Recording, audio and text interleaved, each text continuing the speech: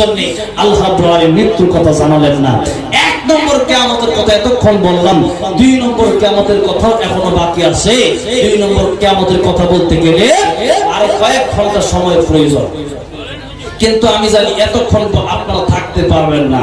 Last মুহূর্তে এখনো তো আরো পর্ব বাকি আছে, আমি আগেই বলছিলাম পর্ব বাকি আছে, কিন্তু ওয়াজের মাধ্যমে আজকের মেসেজ হলো আগামী 2 দিন 3 দিন পরে ভালো হলে চলবে না, এখন থেকেই কি হওয়া লাগবে, ভালো হওয়া লাগবে। রাজি আছেন না সবাই ভালো হওয়ার জন্য? ভালো হওয়ার জন্য রাজি আছেন না সবাই? বলি ইনশাআল্লাহ। এবার আসেন, আমি যেহেতু গজল গাইতে বসে গজলও যাব, তার আগে আমি আপনাদেরকে শেষে আরেকটা ওয়াজ বাকি আছে।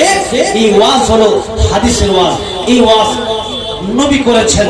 নবী বলেছেন ইফতানিম খামসান ক্বাবলা খামসিন শাবাবাকা ক্বাবলা হারামিক। 5টা সময় আসার আগে তোমরা 5টা সময়কে মূল্য দাও। জোরে বলেন কয়টা সময়? 5টা সময়।